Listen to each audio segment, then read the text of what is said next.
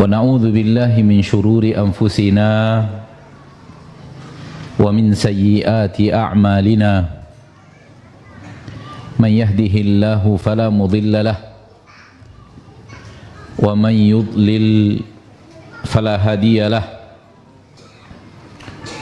أشهد أن لا إله إلا الله وحده لا شريك له وأشهد أن محمدا عبده ورسوله صلى الله عليه وأصحابه ومن تبعهم بإحسان إلى يوم الدين وسلم تسليما كثيرا أما بعد. Pertama-tama sekali mari kita bersyukur kepada Allah Tabaraka wa Ta'ala Rabbul Izzati wal Jalalah yang telah memberikan kepada kita curahan rahmat dan nikmat yang sangat teramat banyak dan sangat teramat besar dan sangat teramat mahal. Dan nikmat-nikmat yang kita katakan tadi sangat teramat banyak, sangat teramat mahal, sangat teramat besar, setiap hari Allah berikan kepada kita. Hanya orang-orang yang tak pandai melihat rahmat dan nikmat Allah yang tak mampu melihatnya. Dan hati-hati, karena sesungguhnya Allah Tabaraka wa Ta'ala telah berfirman, wa in ta'uddu ni'matallahi la tuhsuha. Kalau kalian menghitung nikmat-nikmat Allah yang Allah berikan kepada kalian, yang ada adalah la tuhsuha, kalian tidak akan sanggup untuk menghitungnya. Wa sadaqallahul azim, Allah maha benar, mustahil salah. Apabila Allah telah mengatakan saking banyaknya nikmat yang aku berikan kepada kalian, kalau kalian menghitungnya niscaya kalian tidak akan sanggup untuk menghitung saking banyaknya. Bagaimana mungkin kita hidup dan merasakan dan merasa bahwa nikmat yang Allah berikan kepada kita tidak banyak? Bagaimana mungkin? Karena Allah selalu benar dan tidak pernah salah. Berarti kalau apa yang Allah katakan dengan apa yang kita rasakan berbeda, yang sudah pasti salah adalah kita. Yang sudah pasti salah adalah kita, karena Allah mustahil keliru. Allah mengatakan nikmat yang Allah berikan kepada kita saking banyaknya kita tidak akan sanggup untuk menghitung, itu pasti. Dan nikmat-nikmat itu adalah nikmat-nikmat yang sangat banyak dan sangat besar dan sangat mahal.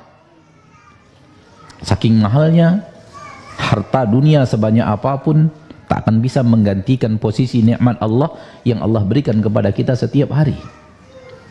Demi Allah itu terjadi. Kalau kita mentadabburi dengan baik ayat-ayat ini, dan apabila kita mentafakuri dengan baik nikmat-nikmat yang kita rasakan. Andai ada di antara kita yang berkata, Ustadz, mana dia nikmat besar setiap hari yang Allah berikan kepada saya, yang harta dunia sebanyak apapun tak sebanding dengannya, saya kok tidak merasakan? Jawaban saya, terlalu banyak untuk disampaikan. Namun saya tak merasakannya, Ustaz. Kurang memperhatikan saja mungkin.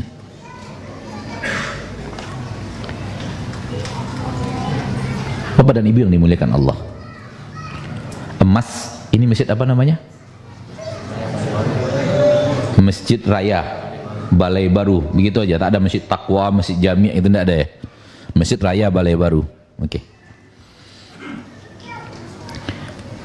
Kalau ada orang membawa emas sebesar Masjid Raya Balai Baru ini, emas sebesar Masjid Raya, banyak atau tidak? Besar atau tidak? Mahal atau tidak? Dia ingin membeli tulang belulang kita. Dia ingin membeli tulang yang kita pakai setiap hari. Atau istikharah dulu?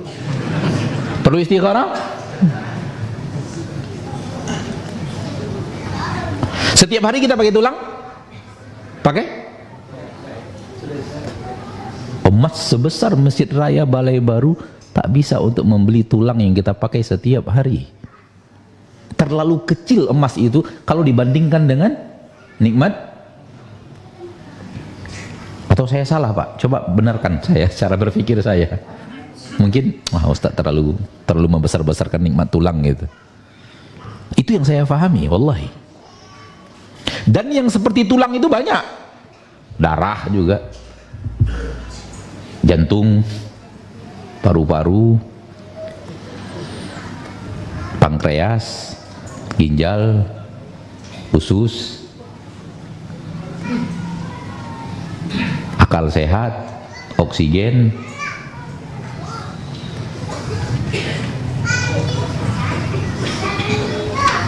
Masyarul muslimin, kalau kita bisa melihat ini, kita akan melihat bahwa nikmat yang Allah berikan kepada kita setiap hari tak ada bandingnya dengan harta dunia. Tak ada banding dengan harta dunia. Bapak Ibu yang pernah ke Pekanbaru, kalau suatu saat Bapak Ibu berada di, nggak usah di Pekanbaru lah, di sini juga ada mungkin gedung-gedung tinggi, ada gedung-gedung 16 lantai, 18 lantai ada di sini. Oh nggak ada, paling tinggi berapa lantai? Hah? 5 lantai, oke lah. Bandingkan saja kalau kita sedang berada di gedung 5 lantai itu. Kalau di Pekanbaru ada yang 16 lantai. Ketika itu 16 lantai. Sekarang sudah ada yang lebih daripada itu. Kalau Bapak Ibu sedang berada di dekat gedung itu, Bapak Ibu ambil ini air mineral, bisa nggak diberdirikan sama tinggi dengan gedung itu? Bisa nggak? Dari mobil. Tuh gedung di depan, ambil air mineral ini, dirikan sama tinggi dengan gedung itu, bisa nggak? Kemudian coba tanya, pentingan mana dalam hidup kita, air mineral ini atau gedung itu?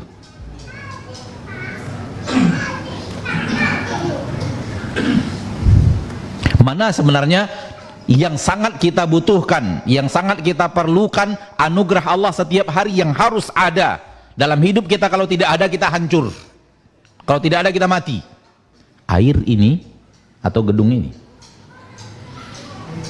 Jawabannya air.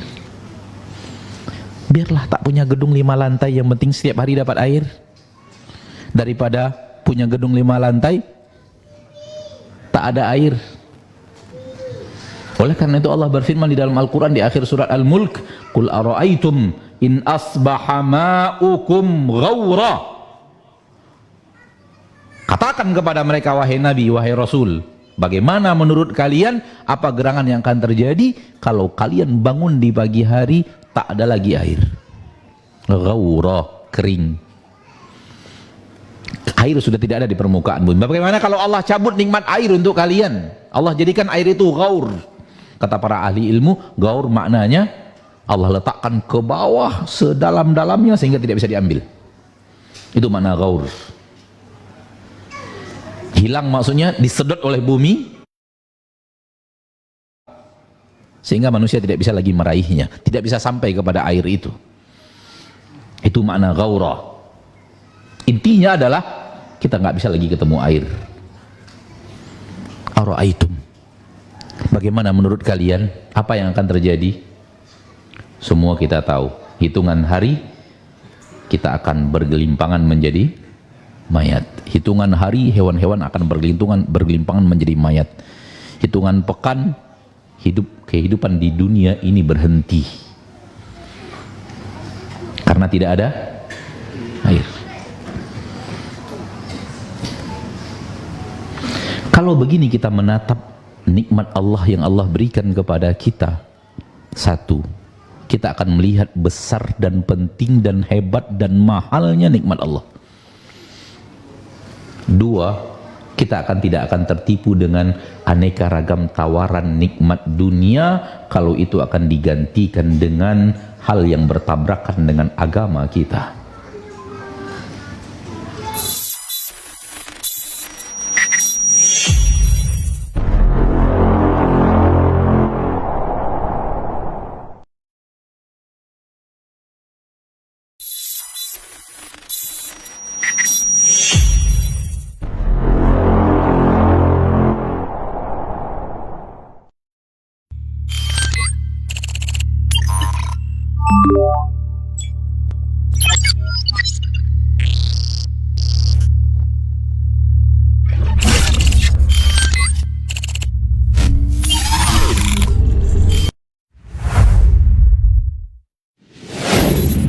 Assalamualaikum warahmatullahi wabarakatuh. Saudara-saudariku, para pemirsa Sil TV dimanapun Anda berada, rahimani wa rahimakumullah. Semoga antum selalu berada dalam lindungan Allah Tabaraka wa Ta'ala, dan semoga kesehatan, keberkahan, rahmat dan nikmat Allah Tabaraka wa Ta'ala selalu meliputi Anda semuanya. Ma'asyiral muslimin, ma'asyiral muslimat, dakwah merupakan sebuah tugas bersama dari umat Nabi kita tercinta Muhammad sallallahu alaihi wasallam. Allah Tabaraka wa Ta'ala menyuruh kita untuk meninggikan agama Allah Tabaraka wa Ta'ala dengan kemampuan yang kita miliki. Yang mampu dengan ilmunya, berdakwah dengan ilmunya. Yang mampu dengan tenaganya, berdakwah dengan tenaganya. Yang mampu menyumbangkan waktunya. Demikian juga yang mampu dengan hartanya, maka berdakwah dengan harta itu. Saudara-saudariku, para pemirsa,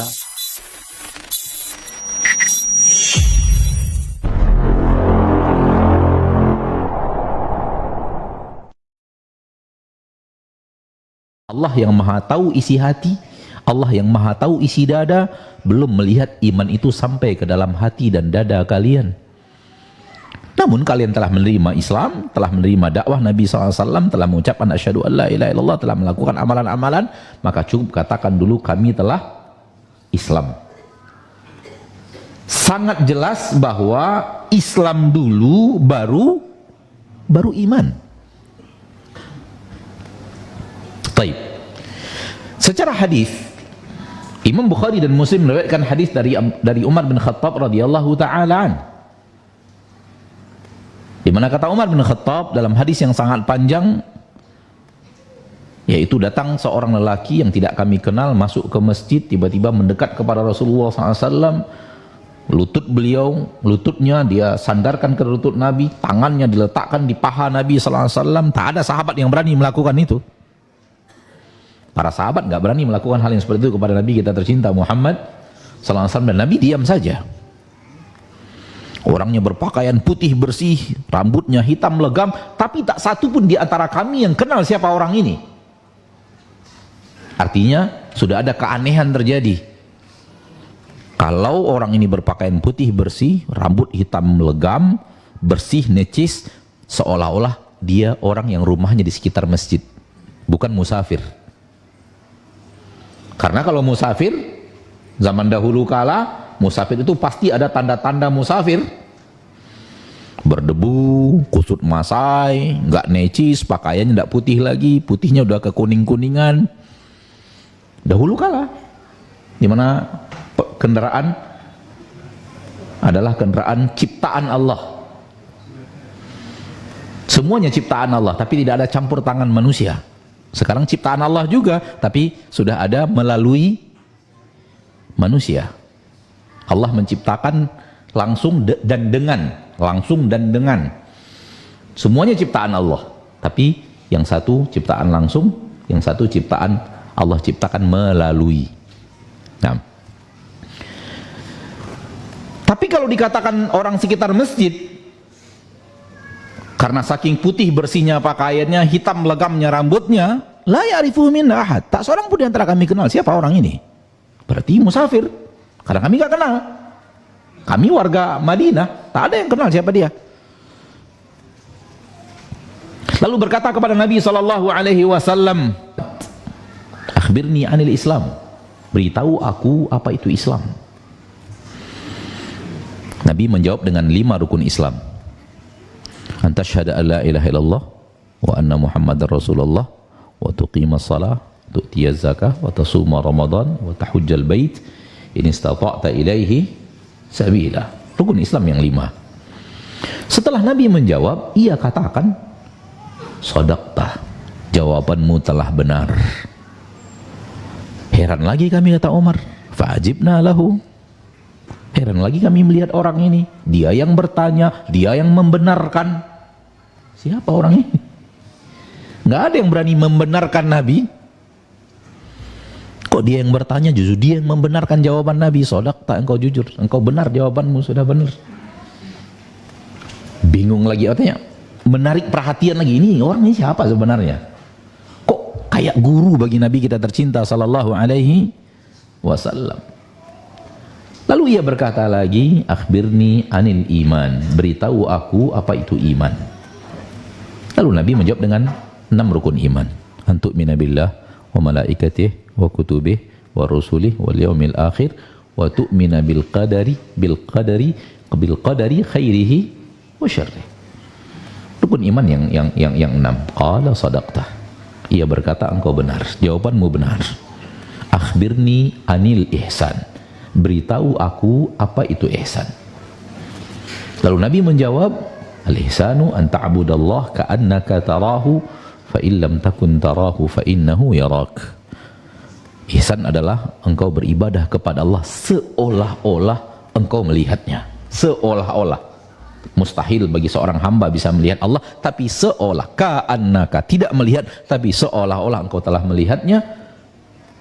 Fa illam takun tarahu fa innahu yaraka. Kalau tidak bisa seperti itu, maka engkau sangat yakin engkau sedang dilihat oleh Dia. Lalu kemudian bertanya, akhbirni anis sa'ah, beritahu aku kapan hari kiamat terjadi.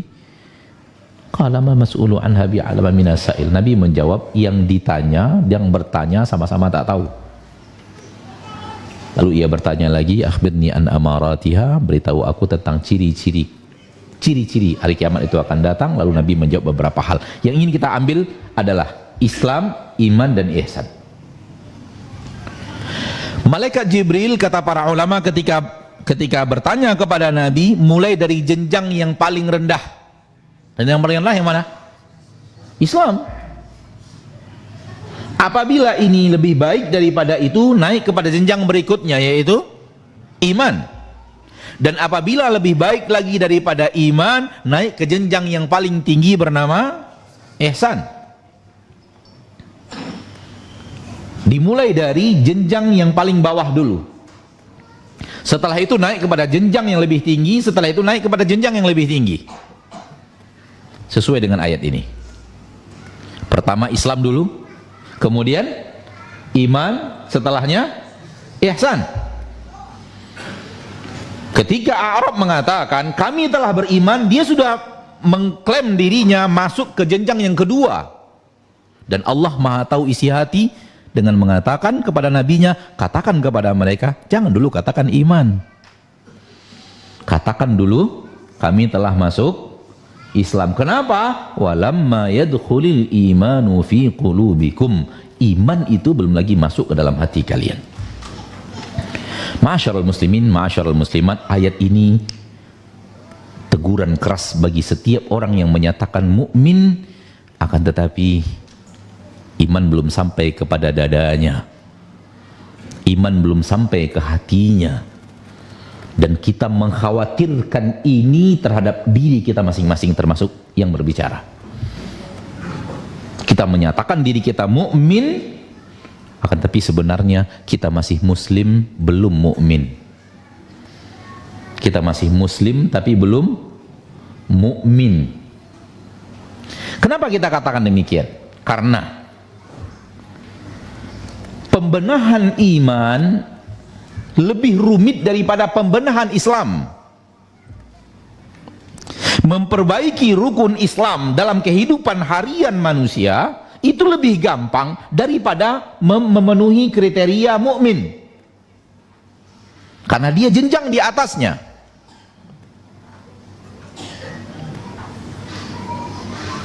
Memperbaiki zahir kehidupan itu lebih mudah, lebih gampang dibanding memperbaiki hati. Dan itu yang ada di dalam ayat ini, dalam surat Al-Hujurat ini, dan itu juga yang terbesit di dalam hadis Nabi SAW, hadis Jibril tadi. memulai dulu dengan Islam, kemudian baru iman. Ma'asyiral muslimin, ma'asyiral muslimat, rahimani wa rahimakumullah. Mari bersama saya pada kesempatan yang berbahagia ini kita ketahui bahwa kita diciptakan oleh Allah dari dua unsur. Kita diciptakan Allah dengan dua unsur. Unsur pertama, zohir. Ini dia. Ada tangan, ada kaki, ada lisan, ada telinga, ada mata, ada anggota tubuh yang bisa terlihat nyata dalam bentuk jasmani. Islam ada pada jasmani itu. Coba lihat. Coba lihat. Rukun Islam semuanya ada pada amalan jasmani. Antasyhada an la ilaha illallah wa anna muhammadar rasulullah. Engkau harus mempersaksikan, mengucapkan asyhadu an la ilaha illallah wa asyhadu anna muhammadan rasulullah. Amal zahir, nampak. Wa tuqimus shalah. Engkau harus mendirikan salat. Nampak gerakan jasmani? Allahu akbar yang kita lakukan tadi, kita lakukan sebelumnya, setelahnya biidznillah azza wajal sampai Allah wafatkan kita. Dan tidak boleh tidak, jangan sampai ada kita terjerumus kepada orang-orang yang mengatakan bahwa kalau sudah sampai kepada level tertentu sudah tidak boleh untuk meninggalkan sholat. Itu batil, akidah yang sangat batil. Dan akidah yang sangat batil ini beredar di tengah umat Islam, termasuk sebahagiannya kaum muslimin yang kita cintai dari Minangkabau ini. Ada yang memiliki keyakinan bahwa dia apabila sudah sampai kepada level tertentu halal baginya untuk tidak sholat. Dan ini akidah yang batil dari awal sampai akhir. Orang Islam yang baru Islam saja tahu batilnya, apalagi para ulama. Namun mereka hanya mencoba untuk mengetahui orang yang kurang ilmu dengan aneka ragam dalil-dalil yang diselewengkan secara makna dan dalil-dalil yang diselewengkan secara pemahaman. Kita tidak ingin membahasnya. Intinya adalah sholat nampak, gerakan sholat nampak 5 kali sehari dan semalam kita sholat berjamaah. Yang di rumah melakukan sholat, para wanita dan anak-anak. Yang kita yang uzur laki-laki sholat di rumah, musafir, sakit, atau ada sesuatu yang tertidur, hari hujan dan semacamnya. Intinya sholat adalah amalan zahir, amalan anggota badan. Zakat, amal zahir.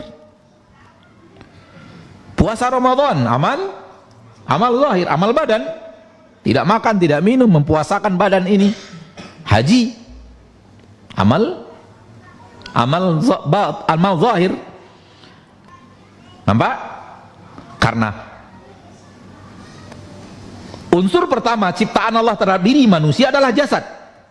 Dan pada jasad itulah berlaku amal-amal yang ada pada rukun Islam. Maka rukun Islam berbicara tentang amal zahir.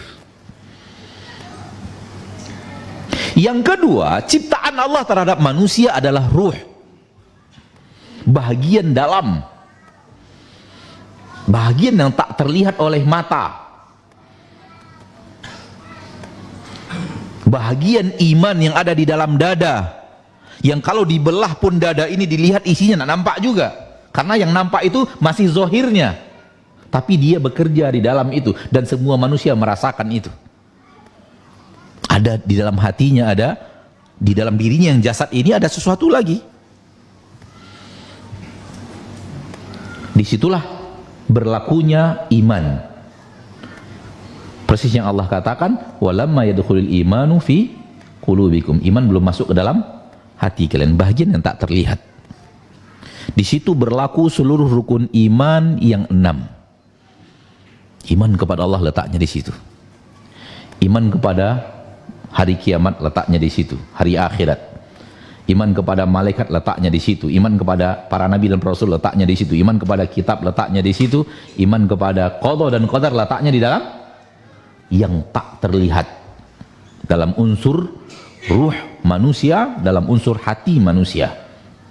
Dan itu yang berlaku di dalamnya rukun iman.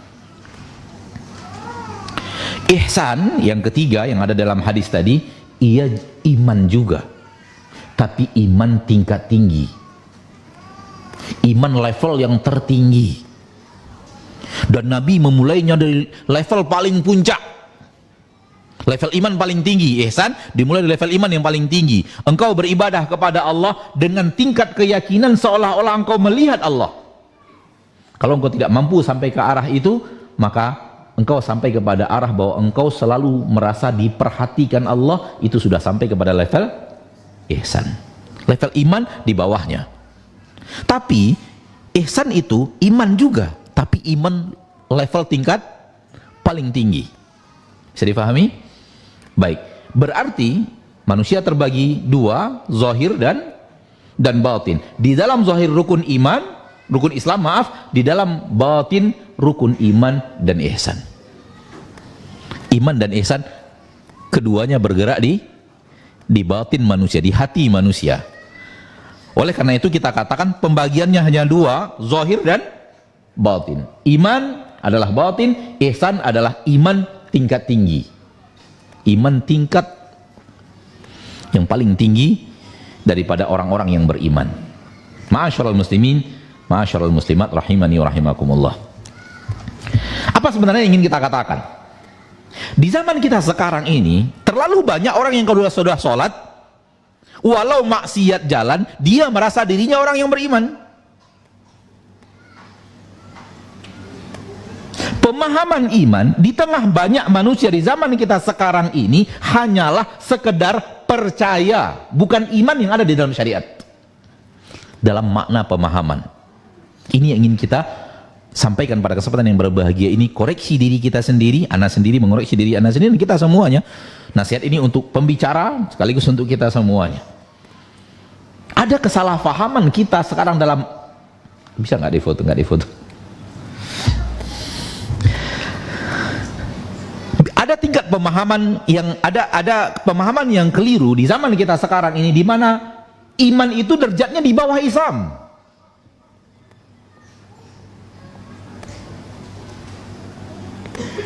Baik. Saya sudah sholat, saya sudah bersyahadat, saya sudah zakat, saya sudah puasa, bahkan saya sudah pernah berhaji dan berumrah. Berarti saya orang yang beriman? Belum. Dalam makna syariat belum. Anda masih muslim. Belum mukmin.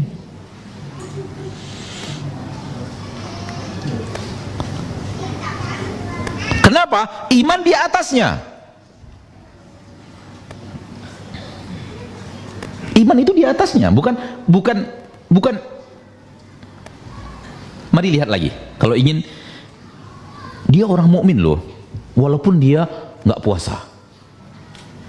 Bisa nggak? Dalam pembicaraan kita, dia masih mukmin, walaupun dia tidak puasa. Ini bukan mukmin loh. Ini bukan mukmin. Mukmin di atasnya. Kalau puasa saja tidak, berarti Islamnya saja belum kelar, belum selesai. Bagaimana dia akan dikatakan mukmin? Bisa dipahami Bapak Ibu yang dimuliakan Allah? Apa yang Anda maksud? Bukan untuk mengkafirkan, bukan. Tapi makna iman yang diinginkan Allah di dalam syariat, makna iman yang diinginkan Allah di dalam syariat, dalam agama ini, berbeda dengan kalimat iman dalam makna yang kita inginkan dalam ucapan harian kita. Orang yang sudah sholat, orang yang sudah berpuasa, orang yang sudah berhaji, belum tentu sampai kepada derajat iman dalam iman yang diinginkan oleh Allah dalam makna syariat. Kenapa? Karena jenjang iman di atasnya. Maka ketika seseorang masuk agama Islam, pertama kali yang akan dia lakukan pembenahan zahir, pembenahan syahadat, pembenahan sholat, pembenahan puasa, pembenahan zakat, pembenahan zahir. Ketika ini selesai, dia lanjut kepada pembenahan yang lebih tinggi daripada itu, yaitu pembenahan iman. Menunjukkan bahwa kalau bahagian dasarnya terkendala, menunjukkan bahagian atasnya juga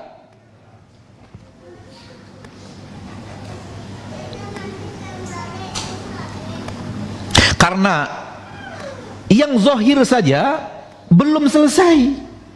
Sholat masih bolong-bolong, lumpang-lumpang. Bahasa kita lumpang-lumpang ya. Ada tidak sholatnya, ada sholatnya. Bagaimana akan dikatakan orang ini muslim? Bagaimana dikatakan orang ini mukmin? Para ulama berbeda pendapat. Sengaja sekali meninggalkan sholat dengan sengaja, sekali meninggalkan sholat dengan sengaja, tak ada uzur, tapi dengan sengaja, dengan berani meninggalkan sholat sekali saja. Ulama berbeda pendapat. Ada yang mengatakan masih muslim, ada yang mengatakan sudah tidak Islam. Satu kali saja. Islam saja tidak, apalagi mukmin.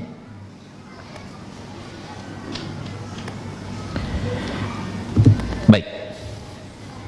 Kita tinggalkan ini. Kita pindah kepada pembahasan lain, nanti kita satukan. Kita tinggalkan ini, maksudnya kita letak ini di samping dulu bahasan ini, sambil kita ingat-ingat apa yang tadi sana sampaikan, kemudian kita pindah kepada bahasan berikutnya. Nanti insya Allah dari bahasan berikutnya akan ketemu apa yang tadi kita katakan, bahwa kalau zohirnya saja belum benar, menunjukkan batinnya belum benar. Kalau Islamnya saja belum benar, menunjukkan imannya belum benar. Kita pindah kepada bahasan kedua, agar kita memahami kenapa kalau sudah muslim belum tentu mukmin. Kenapa kalau sudah mukmin sudah pasti muslim. Baik. Rasulullah SAW bersabda dalam sebuah hadis, inna fil jasadi mudghah. Sesungguhnya di dalam jasad kita ini ada sebuah gumpalan, ada sebuah daging. Idza saluhat, apabila daging ini baik, saluhal jasadu kulluh, maka akan baik jasad semuanya. Wa idza fasadat, apabila gumpalan ini, daging yang seonggok daging ini dalam jasad kita itu rusak, fasadal jasadu kulluh, rusak seluruh jasad. Apabila gumpalan ini soleh, maka jasad akan soleh. Apabila gumpalan ini tidak soleh, seonggok daging ini tidak soleh, maka jasad pun tidak soleh. Ala wahiyal qalbu, ketahuilah bahwa seonggok daging itu, segumpalan itu bernama hati. Itu dia iman. Letak iman ada di hati itu. Adapun jasmani mengikut kepada hati. Adapun jasmani mengikut kepada hati. Rasulullah sudah mengatakan, hatinya baik, jasmaninya akan baik. Hatinya rusak, jasmaninya akan rusak. Berarti zohir anggota badan itu mengikut kepada apa yang ada di dalam hati itu. Ma'asyiral muslimin, ketahuilah bahwa para ulama mengatakan, di antaranya Abu Hurairah mengatakan, Umar bin Abdul Aziz juga mengatakan hal yang sama, dan banyak para ulama mengucapkan hal yang sama dengannya, yaitu hati bagi anggota tubuh itu bagaikan raja, dan anggota tubuh untuk hati bagaikan tentara. Sehingga kalau rajanya baik, tentara akan baik. Kalau rajanya rusak atau buruk, maka tentaranya akan rusak dan buruk. Jadi tentara akan ikut arahan raja. Itu dikatakan oleh Abu Hurairah. Al-qalbu malikun wal a'dha'u junuduh. Hati itu adalah raja dan anggota tubuh semuanya adalah tentara-tentaranya. Fa in tabal malik tabat junuduh wa in khabuthal malik khabuthat junuduh. Dan makna yang serupa dikatakan oleh banyak para ulama. Apabila rajanya baik, maka akan baik seluruh anggota badannya. Kalau rajanya rusak, maka akan rusak seluruh anggota badannya. Karena kenapa hati menjadi raja? Saudaraku, saudariku, kaum muslimin dan muslimat, perhatikan. Sebenarnya yang ingin melihat itu bukan mata, tapi yang ingin melihat itu hati.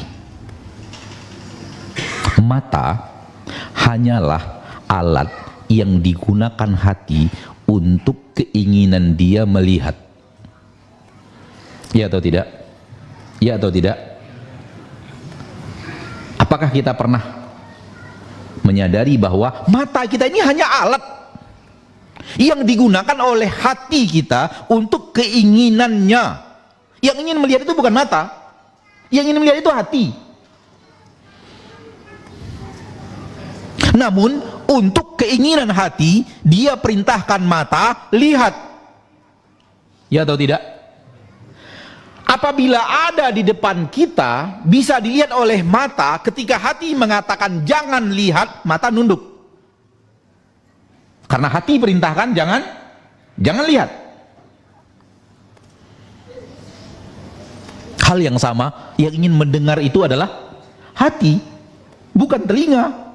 Cuman hati menggunakan telinga untuk mendengar. Hal yang sama, yang ingin berbicara itu adalah hati, namun dia gunakan lidah untuk mengucapkan apa yang ingin dia ucapkan. Hal yang sama, ingin ke suatu tempat, apakah namanya masjid untuk pengajian, apakah namanya tempat untuk musik, konser dan yang lainnya, atau tempat karaoke, atau tempat-tempat maksiat lainnya, yang ingin ke sana itu hati, namun dia perintahkan kaki untuk melangkah. Bisa difahami? Bisa difahami? Baik. Kalau sudah demikian, kalau zahir anggota badannya tidak becus, menandakan hati tidak becus. Kenapa? Perintah tidak becus kepada anggota badan lahir dari hati. Insyaallah difahami? Kalau hatinya baik, akan terlihat dari amal anggota badannya. Waktu azan? Nah, kita azan dulu. Dengarkan azan, kita lanjutkan sedikit materi dan tanya jawab insyaallah.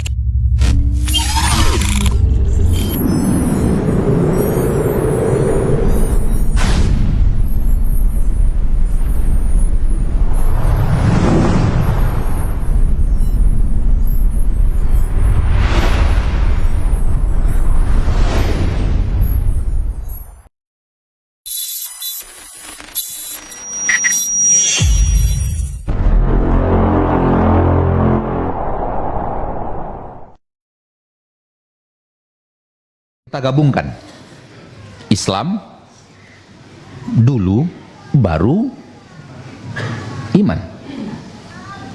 Pembenahan anggota badan, baru kemudian pembenahan hati yang lebih rumit. Pembenahan iman. Dan iman apabila berhasil dibenahi lebih tinggi akan sampai kepada derajat ihsan. Tapi kita sedang tidak berbicara ihsan, karena jenjang yang sangat rumit untuk kita sampai ke dalamnya, butuh mujahadah yang sangat panjang.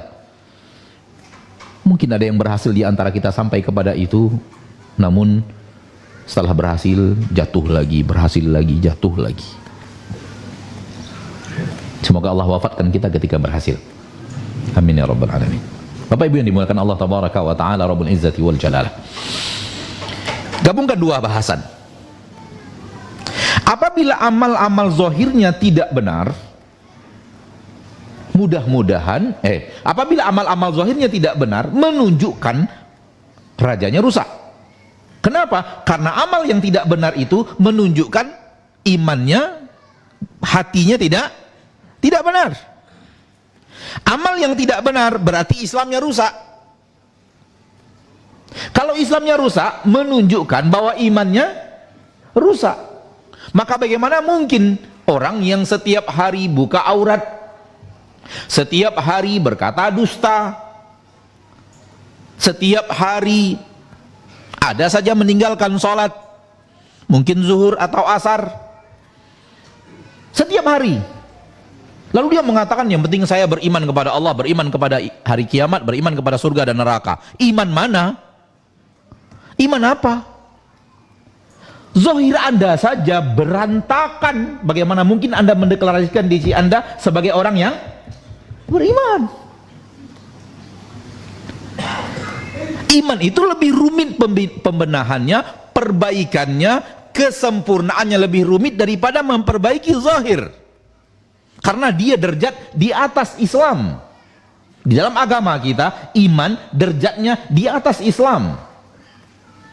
Dari hadis Jibril tadi, hadis Bukhari dan Muslim, hadis Jibril disebut oleh para ulama, dikenal oleh para ulama dengan sebutan hadis Jibril, dan ayat surat Al-Hujurat ayat 14 tadi yang tadi kita bacakan.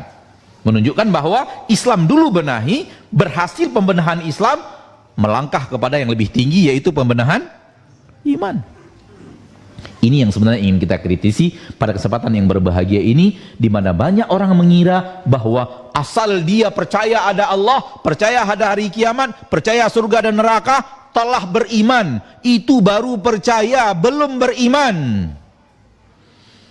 Itu belum beriman, baru sekedar percaya. Iman dalam agama kita bukan sekedar percaya. Akan tetapi iman itu adalah tingkat yakin yang sangat tinggi yang letak di dalam dada, yang keyakinan itu memerintahkan seluruh anggota tubuh untuk beramal benar. Itu dia iman.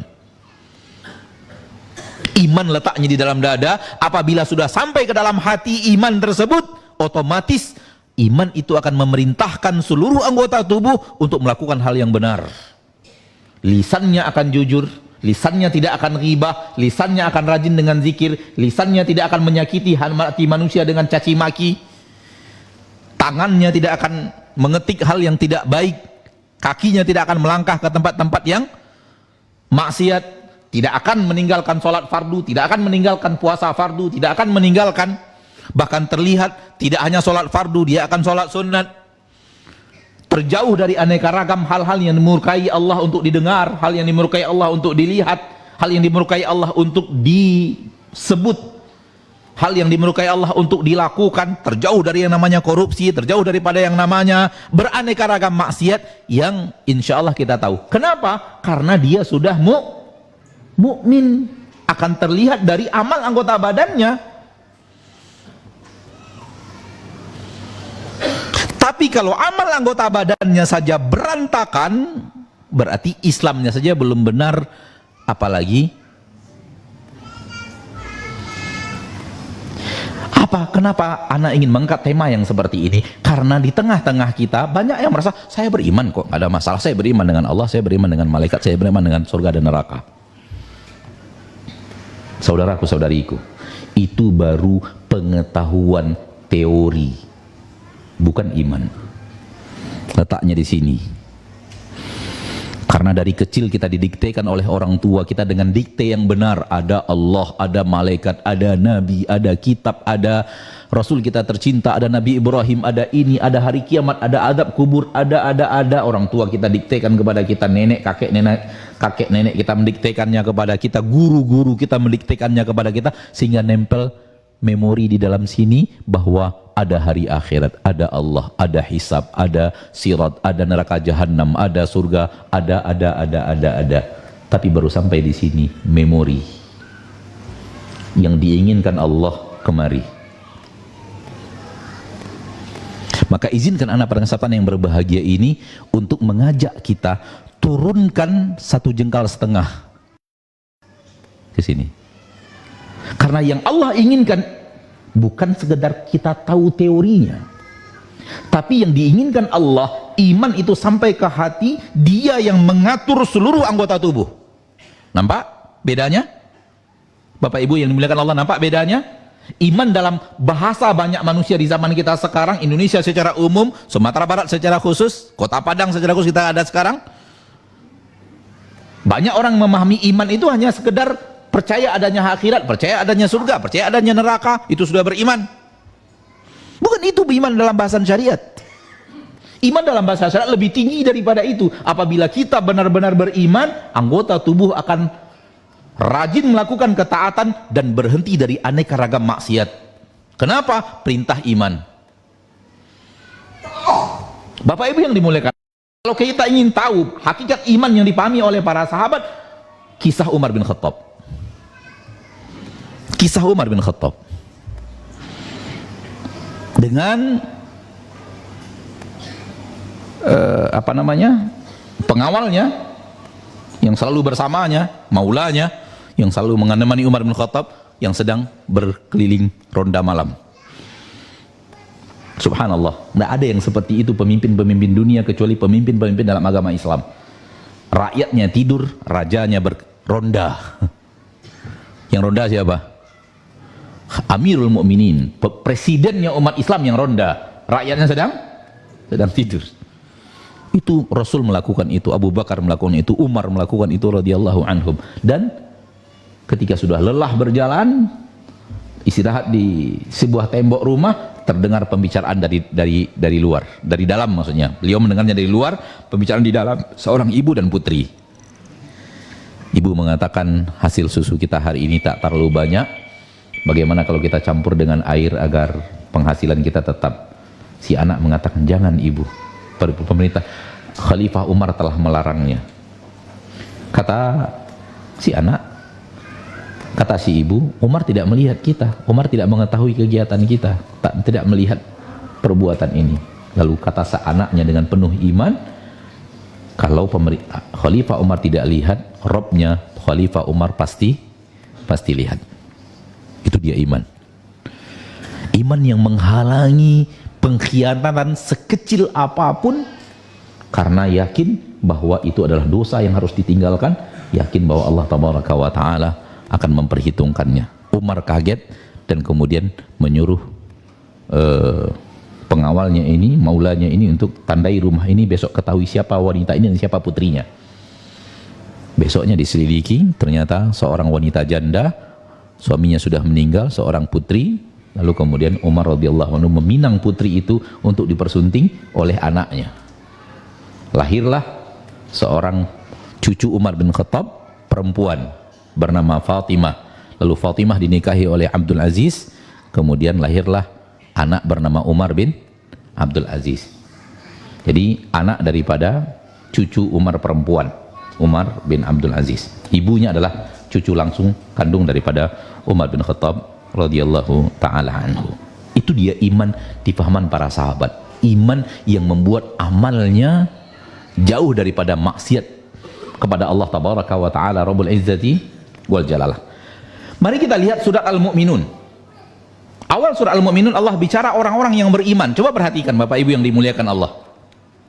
Qad aflahal mu'minun. Pasti beruntung orang-orang yang beriman. Ketika kita mendengarkan iman ini, maaf, sebagian orang merasa saya sudah masuk golongan yang beriman itu karena saya percaya Allah, percaya surga, percaya neraka. Ya, coba lihat, apakah sama takaran percaya mukmin yang Anda katakan dengan lisan Anda itu, apakah sama dengan mukmin takaran Allah di dalam Al-Quran? Coba bandingkan saja. Pertama, alladzina hum fi salatihim khasyun, orang mukmin yang benar-benar mukmin, salatnya khusyuk. Mulai mundur kita tuh, kayaknya saya enggak nih. Iya kan? Wallahi. Ayat yang pertama sifat orang yang beriman saja yang Allah katakan, kita udah kena itu. Alhamdulillah kadang-kadang khusyuk namun hilang lagi, khusyuk lagi, hilang lagi, khusyuk lagi, hilang lagi. Mudah-mudahan lebih banyak dapatnya dibanding hilangnya. Lalu bagaimana dengan orang nggak sholat? Khusyuknya dari mana? Sholatnya aja tidak. Lalu bagaimana akan dikatakan mukmin seperti yang Allah katakan mukmin dalam makna yang diinginkan Allah? Itu yang Anda maksud. Dalam makna yang diinginkan Allah. Bukan dalam makna yang kita inginkan. Karena yang ada di akhirat kelak bukan makna yang kita inginkan, tapi makna yang diinginkan Allah.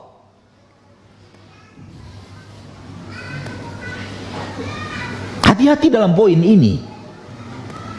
Di dalam poin ini, ma'asyarul muslimin, ma'asyarul muslimat, rahimani wa rahimakumullah, ada penilaian saya menurut saya tentang saya. Oke, itu penilaian dirimu terhadap dirimu. Ada satu hal lagi yang harus Anda ketahui, penilaian Allah tentang dirimu. Yang akan bermanfaat adalah ketika Allah menilai dirimu mukmin, bukan ketika engkau menilai dirimu mukmin. Karena ketika engkau menilai dirimu mukmin, ada dua kemungkinan. Sama dengan penilaian Allah. Itu yang akan bermanfaat. Ternyata Allah tidak, atau yang kedua, Allah ternyata tidak menilainya sebagai mukmin. Wa ma yu'minu aktsaruhum billahi illa wa hum musyrikun, di akhir surat Yusuf. Banyak orang yang mengira dia beriman, tapi ternyata dia campuri keimanan itu dengan kesyirikan. Artinya nggak mukmin. Artinya tidak mukmin. Dalam penilaian Allah tentang dirinya dia tidak mukmin, tapi dia merasa dirinya mukmin. Ini yang berbahaya. Apabila kita lanjutkan ayat berikutnya, bertanya lagi, walladzina hum 'anil lagwi mu'ridun. Mereka adalah orang-orang yang jauh daripada perbuatan maksiat, menghindar dari perbuatan maksiat. Bagaimana kita dengan perbuatan maksiat? Kalau memang beriman, maka sifat ini akan terwujud. Karena penilaian Allah tentang orang yang beriman ini syaratnya, ini sifatnya. Jauh dari maksiat di sini maksudnya maksiat yang terjadi kontinu. Tapi kalau terjadinya sekali-kali tidak menghilangkan iman. Karena setiap manusia tidak mungkin lepas daripada dosa, tapi itu akan terjadi sekali-sekali, bukan terjadi terus-menerus. Apabila sekarang terjadi, besok terjadi, lusa terjadi, besoknya lagi terjadi, itu bukan meninggalkan dosanya orang-orang yang beriman. Meninggalnya seorang yang beriman benar-benar meninggalkan dosa, terjadinya sekali-sekali. Ada godaan besar ketika itu, kemudian dia berusaha melawan iman yang kemudian dia kalah. Namun segera dia beristighfar. Orang yang beriman bukan berarti bebas dari dosa secara keseluruhan, namun terjerumus ke dalam dosa, tapi bentuknya bukan selalu terjadi kontinu. Kalau israr, berkelanjutan terus, itu bukan terjerumusnya dosa orang-orang yang beriman. Kita tidak sedang dalam bahasan itu. Walladzina hum lizzakati fa'ilun. Mereka adalah orang-orang yang benar-benar mengerjakan zakat mereka, peduli kepada zakat mereka. Walladzina hum li furujihim hafizun illa ala azwajihim aw ma malakat aymanuhum fa innahum ghairu malumin. Orang yang menjaga kemaluannya kecuali untuk istrinya dan budak-budaknya.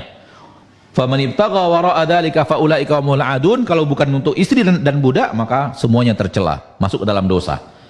Walladzina hum li amanatihim wa ahdihim raun. Orang yang selalu menjaga amanah, orang yang selalu menjaga janji. Kalau sudah berjanji, pasti dia jaga. Tak akan dia mengingkari janji itu kecuali karena kesalahan yang sekali-kali terjadi, dia lupa atau ada sesuatu yang membuat dia tak mampu. Walladzina hum ala salawatihim yuhafidun. Mereka adalah orang yang selalu menjaga salatnya, peduli betul kepada pelaksanaan salat, rukunnya, gerakannya, kekhusyukannya. Baik, coba lihat.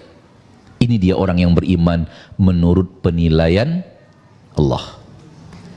Kenapa mereka bisa rutin sholat? Kenapa mereka bisa menjaga sholat? Kenapa mereka bisa menjaga diri mereka dari aneka ragam maksiat? Karena iman sudah sampai ke dalam dada mereka.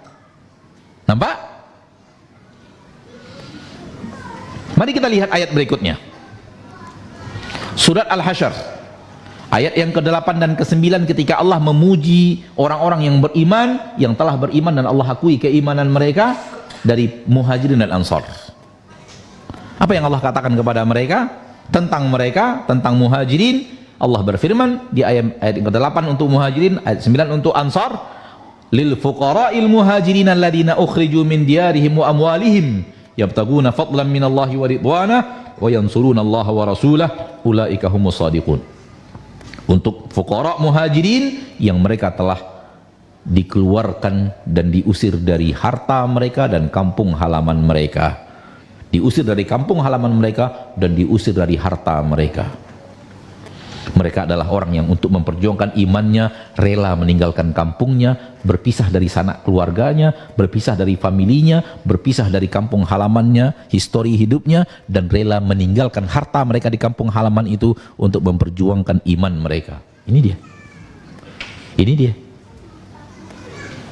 Betapa banyak orang sekarang tahu itu haram, pekerjaan itu haram, namun beraneka ragam alasan masih dijadikan alasan untuk mengatakan bahwa saya tidak bisa meninggalkan walaupun saya tahu itu haram. Apalagi sampai kepada titik membangkang, kalau saya tidak demikian maka saya tak mampu lagi untuk menjadi pemimpin rumah tangga yang baik dan semacamnya. Ini menunjukkan keimanannya bermasalah. Apabila tidak terjadi seperti yang Allah katakan di dalam Al-Quranul Karim, maka permasalahannya adalah permasalahan iman. Kenapa? Iman masih menyuruh anggota badan, hati masih menyuruh anggota badan untuk berbuat maksiat. Tentang Ansar, Allah katakan ayat berikutnya, walladzina tabawwa'ud dara wal imana min qablihim yuhibbuna man hajara ilaihim. Mereka benar-benar mencintai orang yang hijrah ke tempat mereka, ke negeri mereka. Wala yajiduna fi sudurihim hajatan mimma utu wa yu'thiruna ala anfusihim walau kana bihim khasasah. Mereka benar-benar tidak menemukan di dalam hati mereka sesuatu terhadap apa yang telah mereka berikan kepada muhajirin. Dalam berbagi harta mereka siap. Wa yu'thiruna ala anfusihim walau kana bihim khasasah. Bahkan Ansar telah mendahulukan orang muhajirin walaupun sebenarnya mereka juga dalam keadaan yang tidak lapang. Mereka juga dalam keadaan sempit, tapi tetap berbagi kepada saudaranya muhajirin yang datang ke kampung halaman mereka. Ini pujian Allah terhadap orang yang beriman. Lihat hebatnya amal mereka disebabkan hebatnya iman. Ma'asyarul muslimin, ma'asyarul muslimat, rahimani wa rahimakumullah. Yang ingin kita ambil kesimpulan dari apa yang kita katakan sekarang, hati-hati dengan jebakan iblis. Saya orang yang beriman, lalu kemudian tetap melanjutkan maksiat. Kenapa? Karena apabila maksiat berlanjut, itu artinya iman Anda bermasalah. Harus diperbaiki iman sampai kepada titik dia menghalangi Anda berbuat maksiat. Tapi kan saya manusia yang tidak pernah terjerumus, tidak pernah bisa lepas dari dosa. Betul, tapi terjadinya sekali-sekali, bukan berkelanjutan. Kalau pagi ini terjadi, malam nanti terjadi lagi, besok siang terjadi lagi, sore terjadi lagi, ini bukan terjerumusnya seorang yang beriman. Seorang yang beriman terjerumusnya sekali-sekali, bukan berketerusan. Kalaupun dia suatu saat merasa dirinya sulit untuk mempertahankan, lalu kemudian terjerumus ke dalam dosa, segera istighfar dan terjaga lagi dari dosa setelah istighfarnya. Terjerumus lagi beberapa lama setelah itu, ini masih orang yang beriman. Karena itu terjerumus manusia dalam fitrah dosa, seperti itu keadaan yang diinginkan Allah, yang dimaksudkan dalam syariat, bukan yang terjadinya setiap hari. Kita tambahkan sedikit, Bapak Ibu yang dimuliakan Allah, izinkan saya untuk mengatakan iman dalam makna syariat adalah yakin dalam makna kita. Yakin dalam makna kita, bukan sekedar tahu, bukan sekedar memahami, tapi benar-benar yakin. Baik, kita ambil contoh. Seandainya kita yang sedang berada di masjid ini, kita betul melihat ada harimau di luar sana. Apakah kita benar-benar yakin adanya harimau di luar karena kita sudah melihatnya? Yakin atau tidak? Berani datang keluar nggak dekati harimau itu? Nah, itu dia. Itu dia iman. Keyakinan di dalam hati yang sampai kepada titik seolah-olah melihat sehingga takut. Saya yakin ada harimau di situ, tapi saya keluar. Itu namanya tak yakin. Kalau berani keluar, berani mendekat ke harimau itu tandanya tak yakin. Kayaknya harimau main-mainan kayaknya ini. Harimau apa? Harimau apa namanya itu? Harimau boneka gitu, harimau pura-pura gitu. Nggak yakin harimau asli. Kalau yakin harimau asli nggak berani keluar. Kenapa? Ada takut berhadapan dengan mara bahaya besar bernama cengkeraman harimau. Wallahi neraka lebih dahsyat daripada itu. Wallahi neraka lebih dahsyat daripada itu. Kalau hati benar-benar beriman dengan adanya neraka, maka tak berani mendekat ke jalan-jalan yang akan mengantarkan kita ke itu. Dia iman. kesengsaraan, kehancuran akhirat di neraka, di akhirat lebih dahsyat daripada hancurnya badan kita diterkam oleh harimau. Namun kita merasa yakin, kita beriman dengan neraka, namun tak ada yang menghalangi kita untuk berani berjalan di atas jalan-jalan yang akan mengantarkan kita ke neraka. Itu bukan iman, itu sekedar tahu ada neraka dalam makna syariat yang saya inginkan. Ayo kita benahi iman kita yang sebenarnya itu sampai kepada titik nggak berani mendekat, sebagaimana kita tahu tadi di luar ada harimau. Hal yang sama kalau di luar orang sedang bagi-bagi duit, mau ngejar nggak? Mau ngejar nggak? Atau duit palsu mungkin sini aja lah gitu. Kalau kita benar-benar yakin di luar orang sedang bagi-bagi duit, apalagi duit yang dibagikan tingkat tinggi yang nilainya, kita akan rebutan keluar untuk ngantri dapatkan duit tersebut. Hal yang sama dengan kenikmatan di akhirat. Duit itu tidak seberapa dibanding kenikmatan di surga Allah. Lalu bagaimana kita dengan semangat mengejarnya, melakukan hal-hal yang mengantarkan kita ke yang kita yakini daripada surga Allah itu. Ini dia iman ma'asyiral muslimin dalam makna yang diinginkan syariat. Berkata Imam Hasan Al-Basri, laisal imanu bitamanni wala bitahalli. Iman itu bukan sekedar Anda berandai-andai di akhirat akan mendapatkan kebaikan, di sisi Allah mendapatkan kemuliaan, juga tidak sekedar menghias diri dengan pakaian. Wa innamal imanu walakin syai'un waqara fil qalbi. Iman itu, kata Imam Hasan Al-Basri, sesuatu yang nempel sangat kokoh di dalam dada, wa saddaqathul a'mal, dan dibenarkan oleh anggota tubuh. Dibenarkan oleh amal. Amal membenarkan apa yang ada di dalam dada. Oleh karena itu ketika amalnya rajin kepada maksiat, itu tandanya dia tidak yakin, tidak beriman makna syariat dengan adanya neraka. Tidak beriman dalam makna syariat. Anda tidak terlalu yakin bahwa pekerjaan Anda itu akan mengantarkan Anda ke neraka dan murka Allah dan neraka Allah tabaraka wa ta'ala. Kalau Anda yakin, Anda tidak akan berani melakukan itu. Ma'asyiral muslimin, ma'asyiral muslimat, mari kita berusaha untuk mencapai perbaikan amal zahir. Setelah itu kita berusaha memperbaiki iman kita. Orang yang benar-benar iman kepada Allah tabaraka wa ta'ala akan menjaga dirinya dari aneka ragam hal yang dimurkai Allah. Orang yang benar-benar beriman kepada Allah ingin berusaha bertemu Allah di surga Allah tabaraka wa ta'ala, sehingga dengannya dia terlihat semangat beramal saleh dan terlihat dia bersemangat untuk jauh daripada perbuatan maksiat. Orang-orang yang beriman kepada malaikat benar-benar takut berbuat maksiat, takut dicatat oleh malaikat, karena dia sadar ada malaikat yang melihatnya. Orang yang beriman, benar-benar beriman kepada surga dan neraka, mengejar surga dan lari dari neraka Allah tabaraka wa ta'ala Rabbul Izzati wal Jalalah. Itu dia yang dikatakan Allah tabaraka wa ta'ala di dalam ayat walladzina hum 'anil lagwi mu'ridun. Mereka adalah orang yang jauh daripada dosa dan kesalahan. Jauh, mu'ridun. Kenapa? Karena keimanan mereka kepada hari akhirat. Nabi SAW mengatakan, man kana yu'minu billahi wal yaumil akhir falyaqul khairan aw liyasmut. Barang siapa yang benar-benar beriman kepada Allah dan hari akhirat, hendaklah dia mengucapkan kata-kata yang baik saja. Kalau tidak, dia akan diam. Coba lihat, kalau benar iman kepada Allah, benar iman kepada hari akhir, lisannya terjaga. Lisannya terjaga. Dia hanya akan mengucapkan kata-kata yang baik. Dia akan berhenti mengucapkan kata-kata yang tidak baik, yang tidak diridhoi dan tidak dicintai Allah tabaraka wa ta'ala Rabbul Izzati wal Jalalah. Wallahi la yu'min, wallahi la yu'min, wallahi la yu'min. Demi Allah tidak beriman, demi Allah tidak beriman, demi Allah tidak beriman, kata Nabi SAW. Sahabat bertanya, man ya Rasulullah, siapa orang yang kau maksud? 3 kali Nabi mengatakan tidak beriman. Kata Nabi SAW, man la yu'minu jaruhu wa wa'iqah. Orang yang tetangganya selalu teraniaya oleh dia.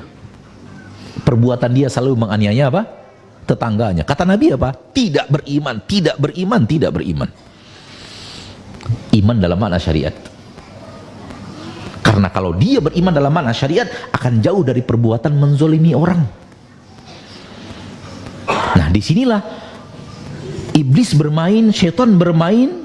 Saya beriman, walaupun saya banyak korupsi, tapi saya beriman. Hei, itu bukan iman dalam makna syariat. Hati-hati, karena boleh jadi ini membuat manusia sekarang tak takut berbuat maksiat, karena dia merasa dirinya beriman.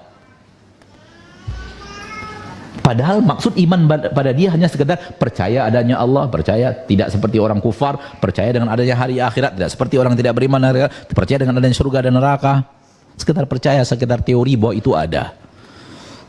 Iman tidak seperti itu. Iman adalah sesuatu yang menempel di dalam dada sekuat tenaga, yang sekuat-kuatnya menancap, kemudian menghiasi amal saleh, menghiasi mata ke arah yang diridhoi dan cintai Allah, menghiasi lidah ke arah yang diridhoi dan dicintai Allah, menghiasi telinga untuk ke arah yang diridhoi dan dicintai Allah, menghiasi akhlak, menghiasi budi pekerti. Akan terlihat dia berjibaku dalam kebaikan, lari daripada maksiat, semangat dalam ketaatan, ingin terus mengumpulkan amal soleh sebanyak-banyaknya. Ini dia iman yang diinginkan syariat.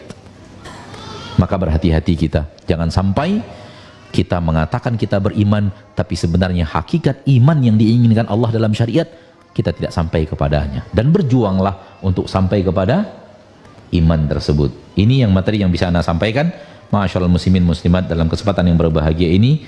Kalau ada yang ingin ditanyakan, kita persilahkan beberapa pertanyaan sebelum kita tutup dan kita melaksanakan salat isya berjamaah. Kalau ada ya kata-kata yang khilaf, ana mohon maaf. Wa sallallahu wasallam wa baraka wa an'ama ala abdihi wa rasulihi Muhammad.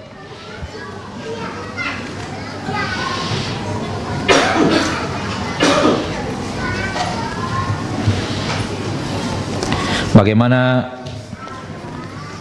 hakikat iman bagi seorang kepala keluarga yang qadarullah belum memiliki pekerjaan tetap, sementara kadang-kadang merasa khawatir?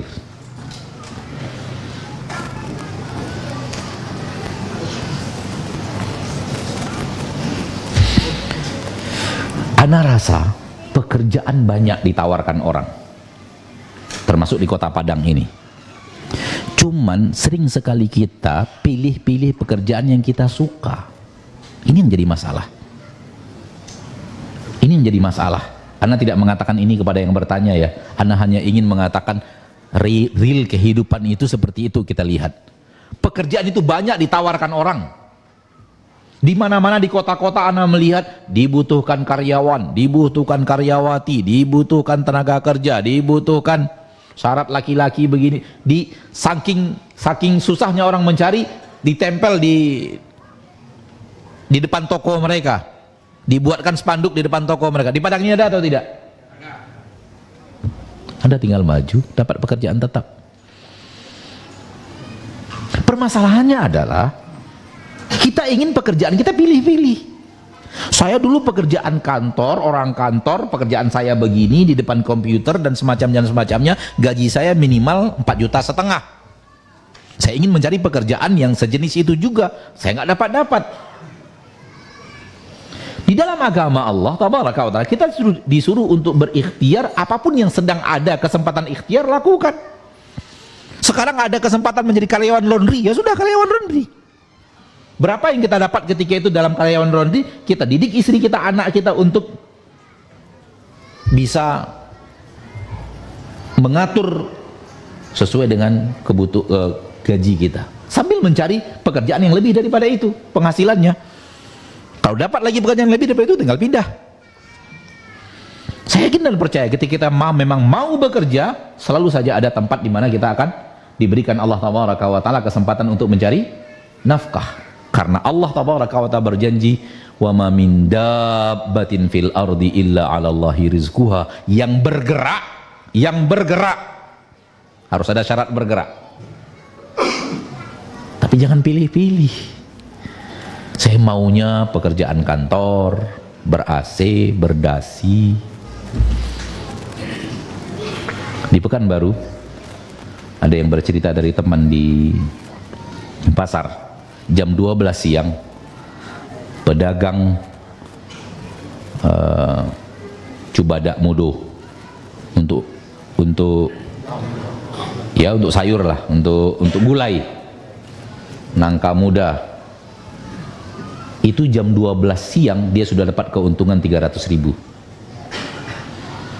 Subuh dia keliling cari cubadak mudo, bawa ke pasar, habis pergi lagi dia cari lagi dari orang yang punya batang, jual lagi, habis dia lari lagi, keliling lagi, ambil lagi, jual lagi. Jam 12 siang sudah 3 trip. Satu trip dia dapat untung 100.000. Berarti gajinya hari itu 300.000. 300.000 kali 30 hari 9 juta. Lebih hebat dari gaji manusia berdasi tadi. Walaupun sedikit kotor, sedikit susah, sedikit keluar tenaga dan bergetah-getah, tapi subhanallah,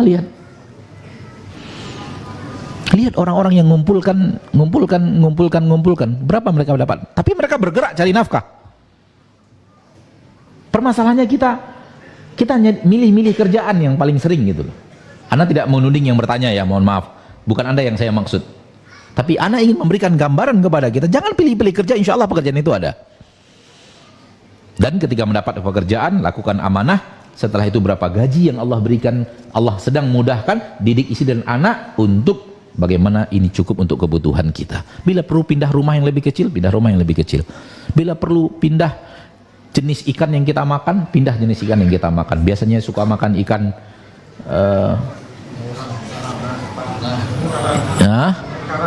ikan karang, sekarang pindah ke maco. Pindah ke maco. Alhamdulillah, pada ikan juga. Seperti itu. Wallahu alam. Ana sarankan seperti itu ya. Wallahu alam.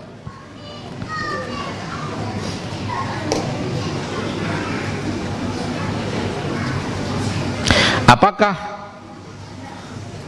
maksiat apabila dilakukan dalam keadaan bersendiri akan menghapus seluruh amal